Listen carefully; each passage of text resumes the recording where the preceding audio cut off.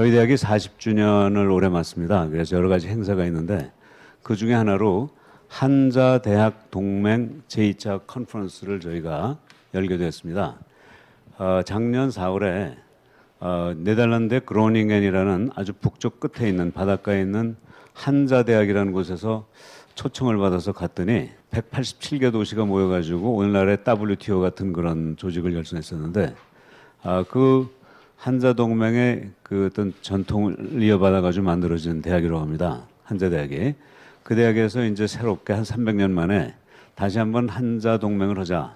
근데 이번에는 도시가 아니라 대학이 중심이 돼가지고 하자는 그런 제안을 해서 제1회 한자대학 동맹이 있었고요. 학술대회에서 이제 모든 총장님들이 다 같이 한 얘기가 우리가 언제까지나 그런 전 세계 3만 개 대학 중에서 한 200여 개 남짓한 대학들이 하는 그 게임에 끌려다녀야 되겠느냐. 그래서 새로운 랭킹을 만들어 보자.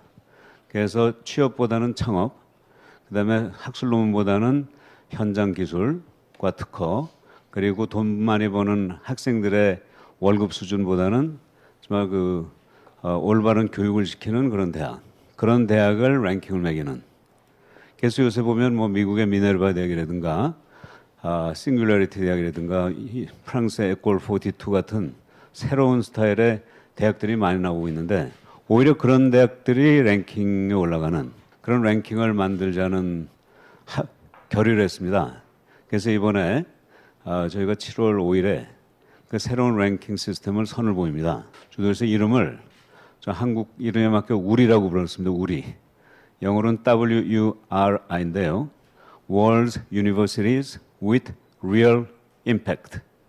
그러니까 현장에 실제 영향을 주는 세계 대학의 랭킹. 각 대학에서 하고 있는 독특한 혁신, 즉 그 산업기술과 창업과 올바른 교육을 위한 새로운 혁신 사례를 제출하면 그 혁신 사례를 거기에 제출한 그 사례를 제출한 대학의 총장들이 모여가지고 자기 대학만 빼고 나머지 대학을 평가해가지고 랭킹을 매기는 그런 보고서를 만들고 그런 랭킹을 하자는 그 제안을 이번에 하게 됐습니다. 그래서 각 대학에서 가지고 계신 아주 독특하고도 혁신적인 아이디어를 보내주시면 그거를 그 평가의 기준으로 삼겠습니다.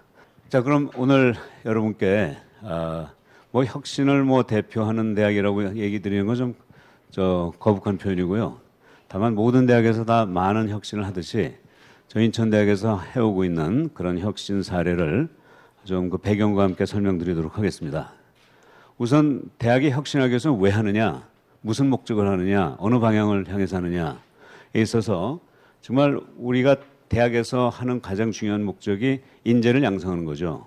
그리고 오늘의 인재가 아니라 미래에 필요한 인재를 양성하는 것이라면 미래에 필요한 인재가 어떤 모습이어야 되느냐부터 먼저 시작해야 된다고 생각합니다.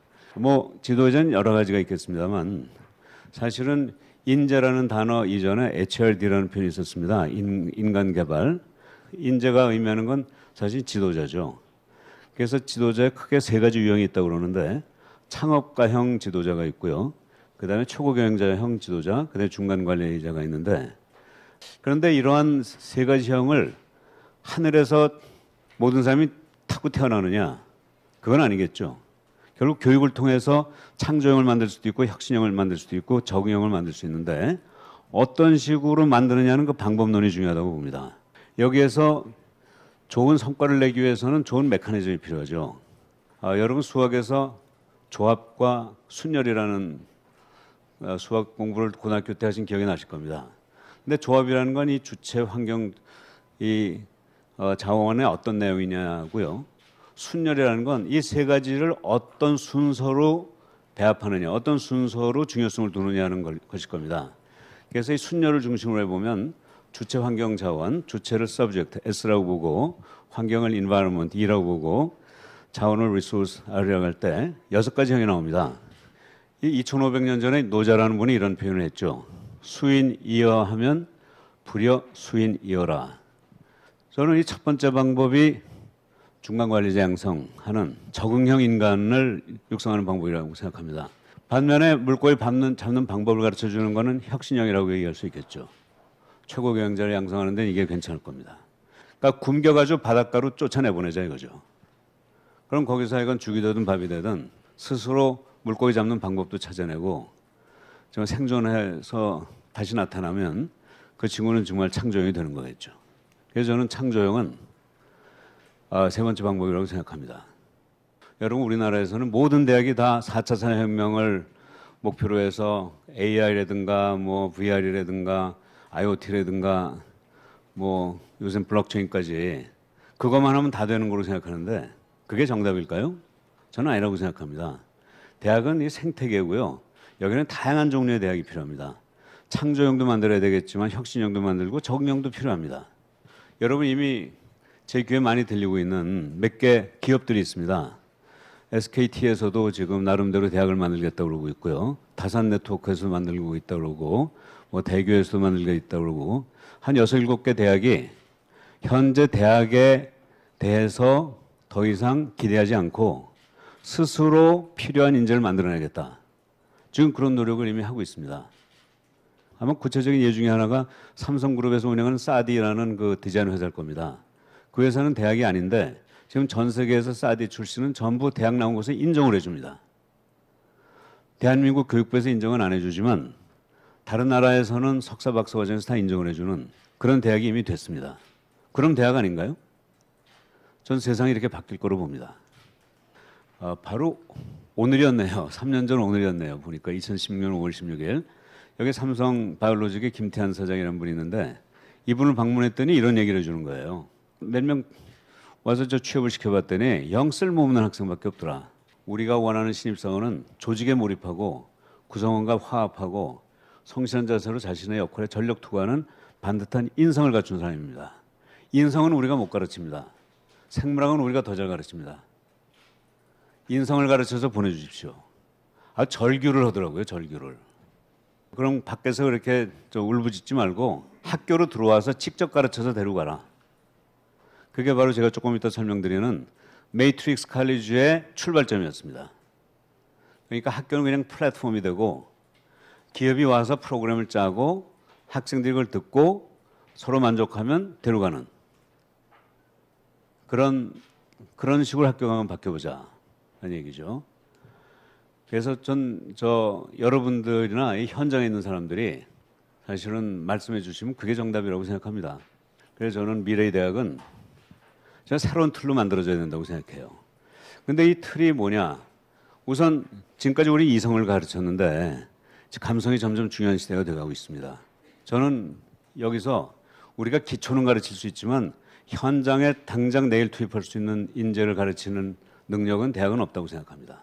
유명한 세인트 존스 칼리지가 고전 100권을 읽고 졸업하는 대학이죠.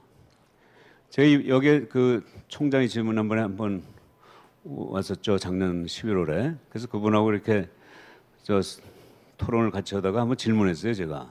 그 근대학문도 가르칩니다. 그러니까 수학이라든가 물리학도 고전으로 가르쳐요. 그래서 유클리드의 기하학서설이라든가 이 뉴턴의 프린키피아를 가르칩니다. 근데 아시다시피 뉴턴은 거의 300년 전에 나온 책인데 그걸 지금 가르치고 있어요. 그래서 제가 물어봤습니다. 뉴턴 이후에 아인슈타인이 뉴턴 이론을 깼고 아인슈타인 이론도 지금 상당히 많은 수정이 되고 있는데 어떻게 300년 전 뉴턴을 읽고 있느냐? 그랬더니 총장이 이렇게 얘기하는 거예요. 새로운 이론이 나온 교과서 한번 생각해보자. 그 교과서는 틀림없이 5년 후면은 쓰레기통으로 들어간다. 근데 뉴턴의 프린키피아가 쓰레기통에 들어가겠느냐? 아니다. 100년 후에도 뉴턴의 프린키피아는 읽힐 거다. 그러면 100년 후에 읽힐 책을 읽어야 되느냐? 5년 후면 쓰레기통에 들어갈 책을 읽어야 되느냐? 고전은 옛날에 쓰여진 책이 아니라 미래에 읽을 책을 미래에도 읽힐 책을 고전이라고 한다. 이렇게 얘기하더라고요. 그래서 제가 말문이 막혔습니다. 시카고 대학이 또 유명한 대학 아닙니까? 1900 시작한 지 얼마 안 되는 이 대학이 1929년에 그 로버트 허친스라는 총장이 들어와가지고 고전 100권을 읽지 않으면 졸업 못한다고 딱 선언했어요. 그래서 교수 학생들이 다 반발하고 그랬는데 결국 총장이 밀어붙여가지고 학생들이 책을 읽으면서 내가 왜 존재하는가, 나는 왜 공부해야 되는가 하는 걸 깨달으면서 결과적으로 지금 90년 만에 노벨상 수상자가 89명이 나왔다고 합니다. 케임브리지가 1등이고 시카고 2등이고 나머지 뭐 스탠포드, 뭐 하버드는 한 40명, 50명밖에 안 된다고 합니다. 인천이 21세기의 중심지인 이 동북아의 또 중심지라는 말씀을 좀 드리고요. 앞으로 남북이 통일이 된다면 통일 수도는 인천밖에 될 수 없다는 말씀을 제가 드립니다. 아시지만 DMZ가 255km고요. 그 NLL이 277km, 532km입니다. 그중에 NLL 277km는 전부 인천이고요. 이쪽 255km 중에 강화도 40km가 인천입니다. 그래서 약 320km가 인천이고요. 나머지 한 210km가 경기도와 강원도입니다.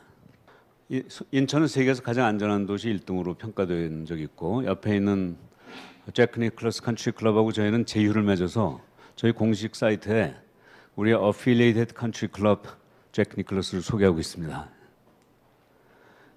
급속하게 사립에서 시립 국립대학으로 바뀌었고요. 실제로 6년 전에 바뀌었습니다만 정부 예산을 받기 시작한 건 작년부터입니다. 그래서 이제 국립인천대학 초기 모습이라고 볼 수 있겠는데 저희 대학은 전국의 41개의 국립대학 중에서 법인 국립대학으로 2개밖에 없는 서울대와 인천대의 하나입니다. 그래서 이건 차별화를 하자. 남들이 안 가는 길을 가자. 그러니까 서울대학이나 모든 종합대학은 거대한 지구죠. 그러나 얇은 방막으로 쓰여진 교수들이 모이는 그런 대학을 만들자. 그 중에 하나가 바이오입니다. 그래서 바이오를 중심으로 전공에 관계없이 바이오를 하는 그런 유일한 대학이 되보자. 자, 그래서 저는 1등 대학 하지 말고 유일한 대학 하자는 그런 슬로건을 한번 제안하고 있습니다. 전공에 관계없이 모든 교수님들이 자기 논문은 쓰고요. 거기 추가해서 플러스 알파로 바이오 하나를 골라가지고 모두가 다 하자입니다. 인문대학에서도 바이오, 사회대학에서도 바이오, 사범대학에서도 바이오, 법대에서도 바이오. 한번 그렇게 해보자 이겁니다. 그렇게 해야 나름대로 경쟁을 하지 어떻게 저희가 뭐 서울대나 뭐 연고대나 동국대학의 법대하고 경쟁을 하겠습니까? 러시아에 지금부터 약 150년 전에 니콜라이 퓨도로프라는 철학자가 있었답니다. 근데 이분이 철학적 담론을 하나 제안했는데 그게 뭐냐면 인공장기를 만들어서 갈아 끼면 인간은 영생할 수 있다. 뭐 황당한 얘기였겠지만 150년 전에 러시아 정부가 그 얘기를 듣고 영감을 받아서 인공장기를 만드는 산업을 세계에서 최초로 시작했대요.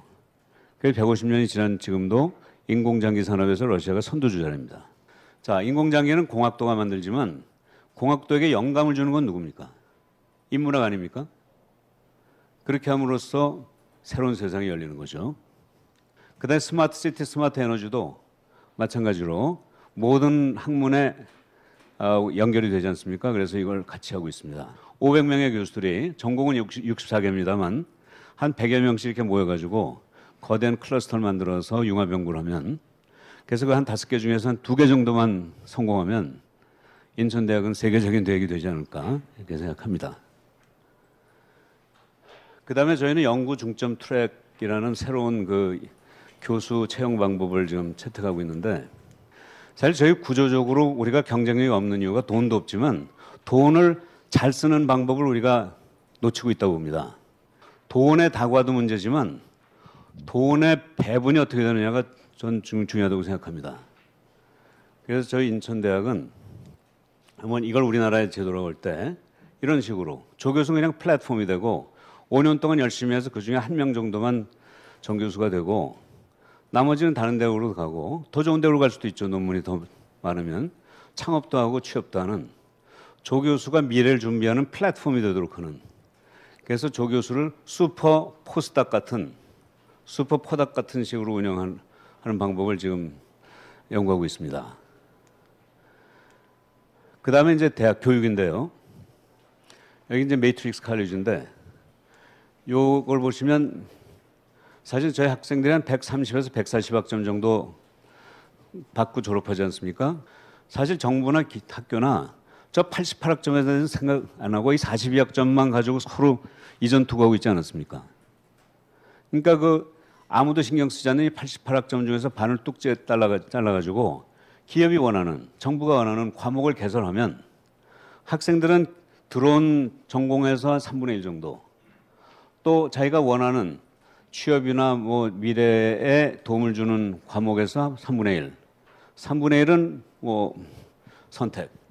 이렇게 하면 훨씬 균형 잡힌 프로그램이 나오고 기존 학과로 들어와 가지고 자기가 원하는 곳을 가기 위한 준비를 Y축에서 받자는 얘기입니다. 여기 핵심은 대학의 교수들이 학과를 설계하는 권한, 즉 교권이죠. 교권을 기업에게 양도하는 거예요. 저희 대학은 교수님들이 굉장히 이런 데 대해서 큰 그림을 이해하시고 잘 끌어주십니다. 그래서 우리 대학에서는 이런 데 대한 뭐 반발이 없이 많은 기업 교수님들이 여기 따라오고 계시고요. 이미 한 40-50개 기업들이 여기 참여해서 지금 하고 있고요.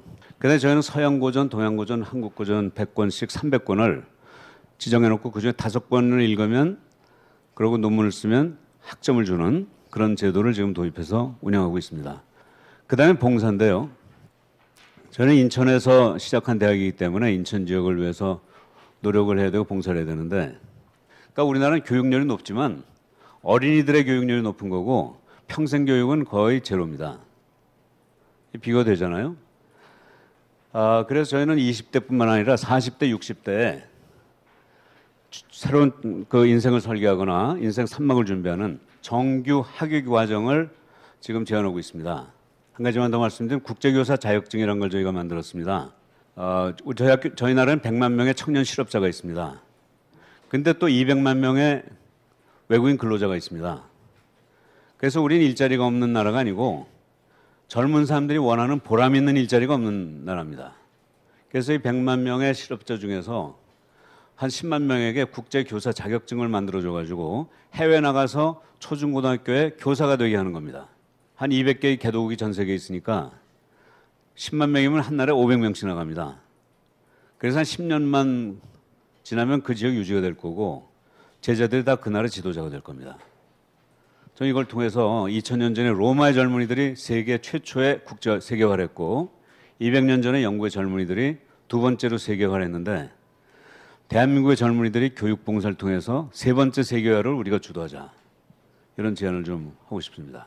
근데 저희는 외국인을 좀 많이 복귀해서 학비를 줄인 게 아니고요. 5배로 올렸습니다. 학생들이 420만 원 정도 내는데 한국 학생들이 저희는 영어로 교육을 받는 외국인에게는 2,100만 원을 받습니다. 그거는 왜냐하면 우리가 프로그램의 수준을 높여서 정말 우수한 학생들이 들어오게 하고 또 그 돈을 가지고 더 훌륭한 프로그램을 짜고 이러면서 그 돈 중에 상당 부분을 이 학생들을 외국인 학생을 가르치는 교수들한테 제공해서 충분한 인센티브가 나게 하고 하는 그런 선순환을 위해서 한 겁니다.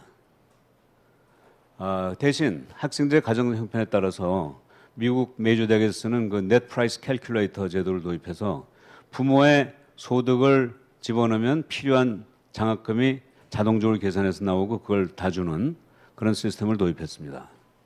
그리고 저희가 성과가 서울대학하고 인천대학이 항상 비교가 되는데 재작년에는 저희가 76.8점이고 서울대학이 81.3점으로 약 4.5점 차이가 났는데 작년에는 81.1, 81.2로 0.1점 차이로 줄어들었습니다. 올해는 어떻게 될지 좀 두고 봐야 되겠습니다만. 그다음에 저희는 봉사를 강조했더니 불과 2년 만에 이게 2016년에 에서 2018년, 19년에 꼭 10배가 늘었습니다. 그러니까 학생들이 현장에 나가서 그 사회봉사라는 숫자가 지금 이렇게 늘었고요. 이거는 뭐 간단한 하나의 상징입니다만 저희는 조직도를 완전히 180도 돌려가지고 제 이름이 여기 있고 부총장님 성함이 여기 있습니다.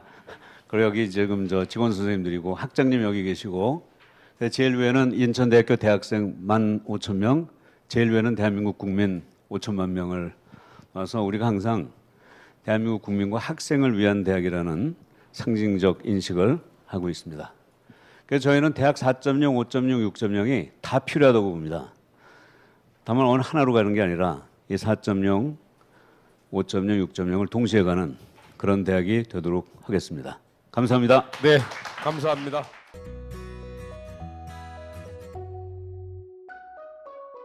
선문대 신사를 소개하도록 하겠습니다.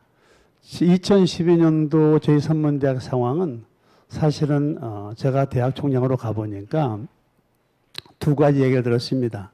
첫 번째는 선문대학은 섬이다.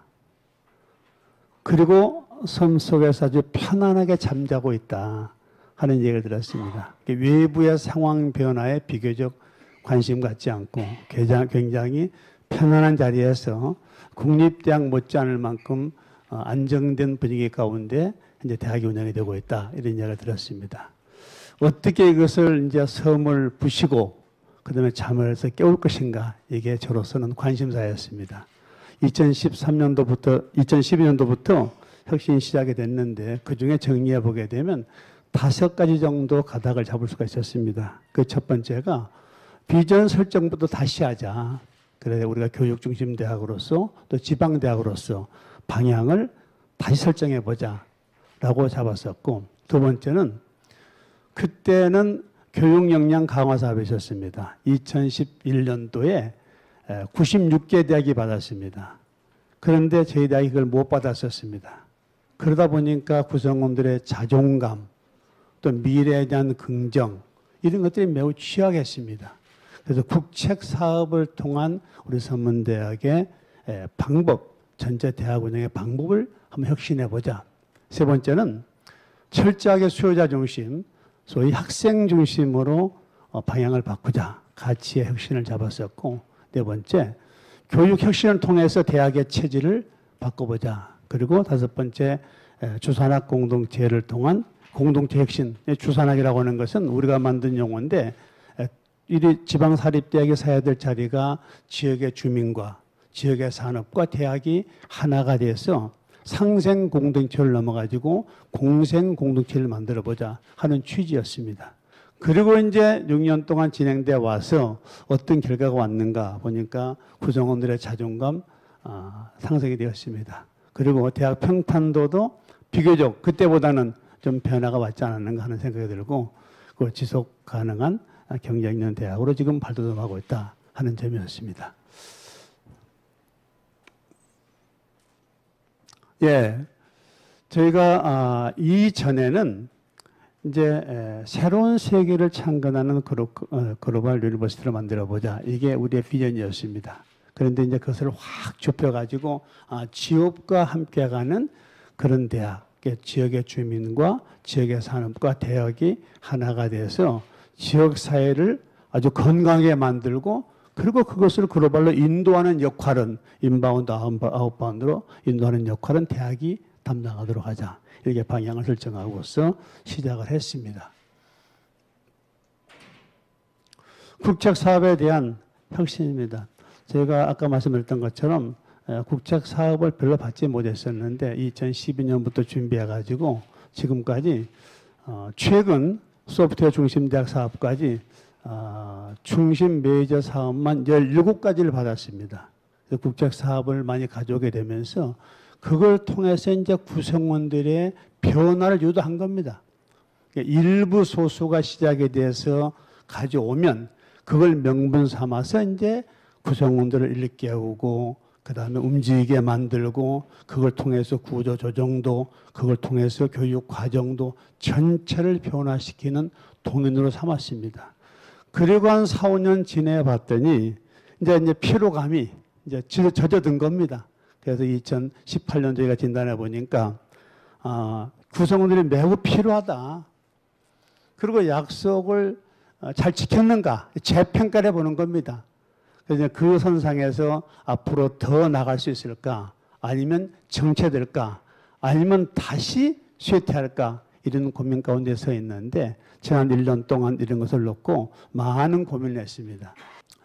이건 국책사업 받아왔던 링크나 에이스 사업이나 CK 사업이나 또는 BK 사업이나 많은 사업들 저희가 수주해서 그걸 통해서 대학의 변화를 견인하는 혁신을 견인하는 중요한 요인이 됐다 하는 점 말씀드리고 싶었습니다. 세 번째 혁신은 학생 중심을 통한 가치 혁신이었습니다. 다시 말하면 하여튼 학교의 모든 정책 결정의 가장 첫 번째 체크포인트는 학생 중심의 방향을 세웠는가, 수요자 중심 대원칙 하에서 모든 걸 결정했습니다. 사실은 지방대학들 상황이 좀 다르겠습니다만 저희 대학생들 가운데서는 10,000명 모두가 다 조사해 보게 되면은 가장 큰 아쉬움이 자존감이 약한 겁니다. 가장 조사해 보게 되면 우수한 애들, 가장 문제 애들은 상당히 자신감이 있어요. 관심을 받았기 때문입니다. 그런데 이제 중간에 있는 학생들이 별로 관심 받지 못해가지고 매세 자존감이 약한 겁니다. 그래서 우리는 우리 학교의 학생들에 대한 관심도를 자기 주도, 자기 설계하는 것을 우리 교육의 목표로 삼자. 그래서 스스로 자기가 자기를 정의할 줄 알고 자기를 성찰하고 그다음에 자기 계획을 세우고 그리고 자기 또 실천해 보면서 실패를 거듭해 가면서 결국은 자기 미래를 설계할 수 있는 이런 능력을 키워주는 것이 우리가 교육해야 될 가장 중심점이 아니겠는가. 이런 각도에서 학생 중심으로 모든 것을 주도해가는 이런 방향을 잡고서 해와서 최후에 우리가 세웠던 인재상은 글로벌 서번트 리더로 잡았습니다. 아까 조 총장님께서 말씀 주셨습니다만은 글로벌 서번트 리더는 정말 희생하고 봉사하면서 가장 중심자 자리를 찾아가는 소위 어머니처럼 그런 리더십이 우리 대학이 키우고자 하는 학생들의 인재상이다라고 설정하고서 그렇게 방향을 잡고 이끌어 왔었습니다. 학생 예상, 공간, 인적 배치 이것도 모두가 다 학생 중심으로 끌었습니다. 그래서 저희가 인천대 와보니까 굉장한 캠퍼스를 가지고 있는데 저희 대학도 캠퍼스 규모가 좀 큰 편입니다. 40만 평입니다. 그게 건물이 23동이 있습니다.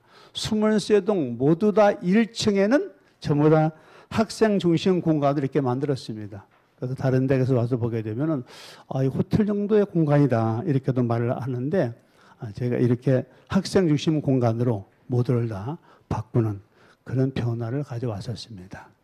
교육 혁신을 통한 체질의 변화입니다. 저희 4가지 분야인데 교육 체계의 혁신, 교육 과정에 대해서, 교육 성과에 대해서, 교육 특성화 혁신 4가지 방향으로 잡고서 교육 혁신을 시도해 왔었습니다.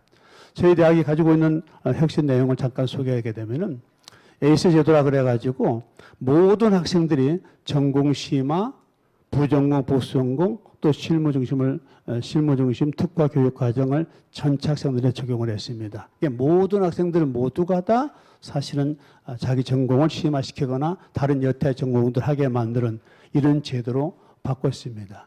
저희 대학은 3대 인증제가 있습니다. 학생들을 향한 인증제, 학생들의 전체 교육 과정이나 비교과 과정이거나 또 자격증이거나 또 자기가 했던 봉사 점수나 그걸 전체 계량화시켜가지고 서번트 리더로서 저희가 인재상 세우고 있는 것에 대한 인증을 하는 이런 제도를 운영하고 있고 두 번째는 교육 과정에 대한 인증제입니다. 이건 학과에서 교육 과정을 어떻게 편성하고 있는가 그걸 전체 인증을 해줍니다. 인증을 받게 되면 그 학과 지원 금액이 많아지고 인증을 받지 못하면 학과 지원이 그만큼 적어지는 겁니다. 또 학과 평가 때 교육 과정에 대해서 학과에서 인증을 받았다. 그럼 학과 평가 점수를 더 받게 되고 인증받지 못하면 못 받게 하는 그런 제도를 만들어서 철저하게 학과 스스로 교육의 질 관리를 할 수 있게끔 제도를 바꿨습니다.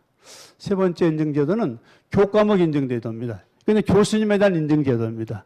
그래서 교수 활동이 가장 효율적으로 되고 있는가라고 하는 것도 개인 업적 평가에 반영을 해서 거기에 기본 인증을 받으면 5점을 주고 우수 인증을 받으면 20점을 줍니다. 그래서 철저하게 교수님들도 교과목 하나를 설정을 할 때 그냥 설정하게 만들지 않고 인증 제도를 통한 교과목 인증 제도를 세워서 평가할 수 있게끔 이렇게 세 가지 인증 제도를 만들어 운영을 하고 있습니다.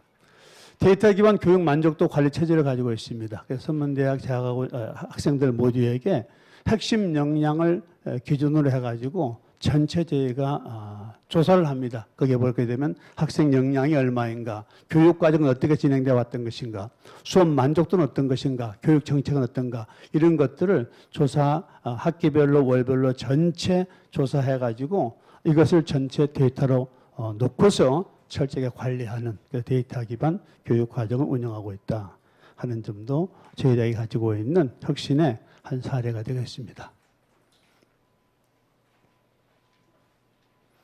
그래서 이제 정리해 보니까 2016년도부터 2018년도까지 서문 핵심 역량 비교를 해 보니까 4대 핵심 역량이 있는데 그중에 계속 올라가는 추세를 보여주고 있다 하는 점들이 현재 우리가 혁신한 결과라고 말씀드릴 수가 있겠습니다.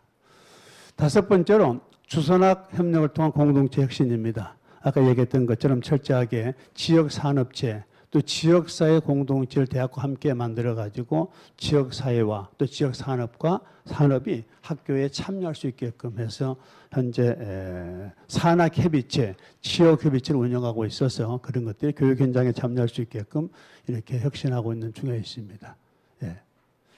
선문대학의 미래에 대한 겁니다. 현재로서는 이제 학생 성공을 위한 전 주기적 체제를 구축하고 있고 데이터 기반 교육 성과 관리 체제를 구축하고 있고 그리고 이제 학과는 이번 혁신 사업에 지금 주도적으로 하고 있는데 학과도 철저하게 저희가 학과들끼리 경쟁해서 브랜드 학과를 만들었습니다. 그 자기주도 또 성리학 학과도 제가 다 편성했습니다. 그 학과에 대한 지원이 다릅니다. 그래서 학과 스스로 경쟁력을 키워서 변화할 수 있게끔 이런 제도를 만들었고 그런 것들이 모아져서 사실 학교 전체가 특화될 수 있게끔 이렇게 시스템을 갖추었습니다. 현재로서는 저희가 해외 1년에 한 10,000명 학생들 가운데서 1,500명을 내보냅니다. 1,500명을 내보내서 평가를 해보니까 외국을 한번 다녀오면 학생들이 바뀝니다. 자기 스스로 자기를 볼 줄 아는 눈이 생겼던 겁니다. 그래서 내년부터는 아예 신입생 전체를 내보낸 정책으로 지금 바꿔가고 있습니다. 그래서 해외 캠퍼스를 비롯해서 해외 여러 가지 저희가 그동안 운영해 왔었던 많은 기반들이 있는데 신입생 2,000명 전체를 내년부터는 해외로 내보내서 인바운드, 아웃바운드 국제화를 지금 추진해 나가는 그렇게 추진하고 있는 중에 있고 저희 대학은 유학생들이 현재 1,800명이 있습니다. 그리고 85개 나라에서 왔습니다. 예, 세부 목표 조선학과 공동대 선도작을 위해서 5가지 방향을 잡았고 그리고 발전 전략으로 역시 특성화, 지역 밀착, 지속 가능, 데이터 기반, 국제화 이렇게 발전 전략을 잡았고 그리고 이제 저희도 이 발전 전략을 실행하기 위한 31개 과제 매트릭스를 설정해 놓고서 저희도 31개 과정을 분야별로 실천 과제를 설정을 해서 앞으로 4년 동안 이렇게 설정해 나가게 되면 선문대학도 이제 명실공히 혁신을 지금은 중간 단계고 좀 완숙한 단계로 가지 않겠는가 이렇게 지금 하고 있는 중에 있습니다. 예, 발표 마치겠습니다. 감사합니다. 감사합니다.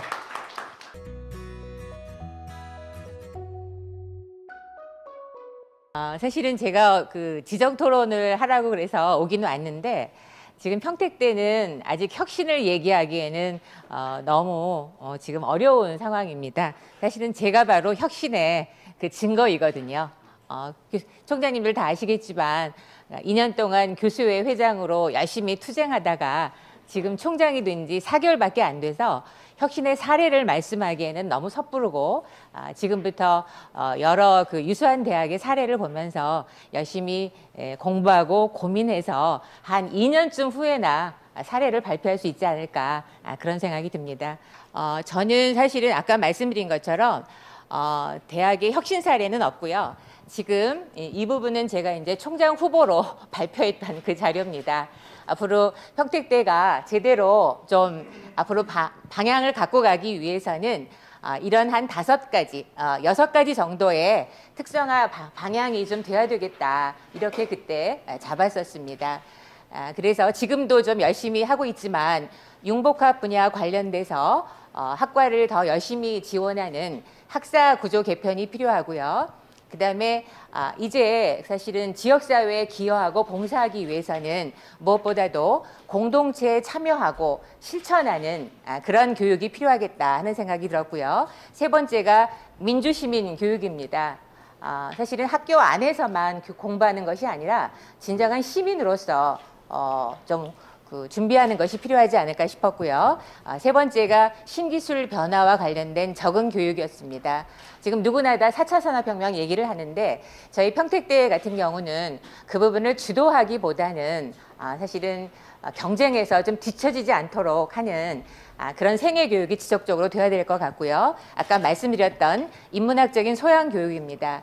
그다음에 이제 마지막으로 저는 문화적인 역량을 갖추는 그런 교육이 필요하다고 보는데요. 저희 평택이 지금 미군 기지가 내려와서 지금 군인과 군속 또 가족까지 하면 거의 4만의 미군 가족들이 내려와 있습니다. 그다음에 안성에 이제 북한 이탈 주민 하나원이 있고요. 또 그 부근에 공단이 많아서 각 지역에 다문화 그 근로자들이 정말 많습니다. 그러니까 진정한 의미에서 이런 문화적인 역량 강화, 우리가 요즘에 난민 얘기도 하고요, 유학생 얘기도 하고 장애인 얘기도 하는데 이 대학에서 교육받은 사람이 이런 문화적 역량을 정말 갖추는 이런 교육만이 진정한 방향에서의 특성화 방향이 되지 않을까 그런 생각이 저는 들었습니다. 그래서 앞으로 이게 특성화 방향을 저희는 이렇게 한 3가지로 말씀을 나눴는데 이 부분이 아직 그림이 완성이 되지 않았습니다. 근데 아까 조 총장님 말씀을 드리면서 한 가지 제가 팁을 얻었는데요. 그 인천대학이 바이오로 모든 교수님들이 다 연구하고 참여하고 고민하고 그렇게 하셨다고 한다면 저는 인권이라고 하는 방점을 잡아서 앞으로 모든 대학 구성원들이 같이 고민하고 연구하는 그런 방향성을 가져야 되겠다. 이제 그런 팁을 가졌습니다. 왜냐하면 평택대학은 사실은 아직도 비리대학으로 또는 여러 가지 오점이 많은 대학으로 알려져 있는데 그 부분을 새롭게 거듭나기 위해서는 이 인권이라고 하는 부분을 앞으로 중요한 방향성으로 가져야 되겠다는 그런 아주 중요한 가르침을 받았습니다. 현재 인권센터에 대해서 제가 상당히 중요한 그 방향성을 가지고 있고요. 지금도 매우 노력을 많이 하고 있습니다. 저는 여기서 마치도록 하겠습니다. 예, 감사합니다. 네, 감사합니다.